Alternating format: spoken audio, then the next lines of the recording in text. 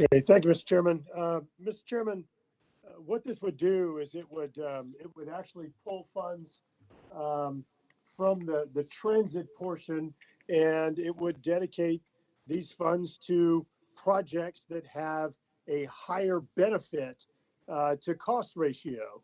And so it's very, very simple. If that is where taxpayers get better value, then that is where these dollars would go. It would provide flexibility on the use of funds. Mr. Chairman, we discussed earlier the underlying bill, the reconciliation package, has $350 billion in there for state and local governments, recognizing that the needs and the priorities of different states and cities are different. This is consistent with that. It allows states to determine what their highest priority is. Mr. Chairman, I've sat here and listened to just absurd debate about transit funding because that's where this flexibility would come from. Mr. Chairman, we've provided under this bill, the December legislation, and the CARES Act, a total of $69 billion, $69 billion for transit. And I've heard people sit there and say, oh, well, we've got to do this because we've got to care for our essential workers. Well, let's do a little math here.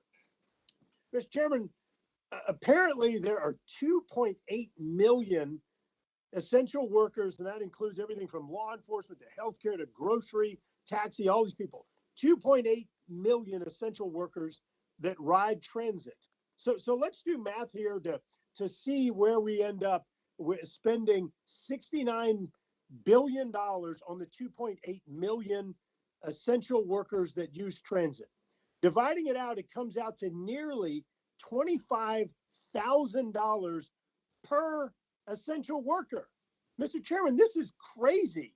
This is crazy. Don't sit here and give me this song and dance about, oh, we got to care for these essential workers. Let's cut them a check for $25,000. That would make more sense. If you divide it out, the average Uber ride's $25. You can have 986 Uber rides per essential worker. This is absolutely insane. That's almost 2 years of free Uber rides to get these people to work. Washington, D.C. is reporting an 86% drop in transit. New York is reporting, the Metropolitan Transit Authority is reporting a 70% drop. Boston says they're only 25% of 2019 numbers. The San Francisco BART system is saying that they have an 88% drop in ridership. All we're doing is dumping money on this. Now, let's use the argument that many people have been making on what y'all are doing, what the Biden administration is doing with the XL pipeline, with these energy executive orders. If the argument is, oh, we just need to fund these transit workers because 88% of the ridership is down, then why aren't we doing the same thing? Why are you opposing the amendments that my colleagues are offering to offer the same assistance for energy workers that are impacted? This disparity is entirely inappropriate because I'm really texting like this. I'm showing you a graphic. It's going to pop up on your screen. Oh, look at that. That's the ridership in transit. Look at that number plummeting down. And here we are dumping $69 billion. Watch this. Here it goes again. Boom. This is New York transit. That's New York subway rides. Look at these numbers. I'm not sure that it's in taxpayer interest for us to just keep dumping money on top of these systems that have lost 88% of ridership.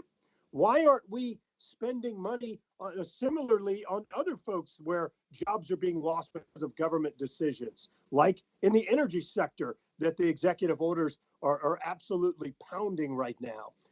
Mr. Chairman, look, these aren't my dollars. They're not your dollars. These are taxpayer funds, and these taxpayers, they're struggling right now. Let's at least give them a return on investment, and let's pass this amendment that provides more flexibility, that ensures that the dollars are being used in a way that provides a greater benefit. And if transit's the best benefit, that's where the money goes. But let's invest these dollars, give the states the flexibility to spend the money on projects that bring greater benefit to these struggling taxpayers. Yield back. I would oppose the gentleman's amendment.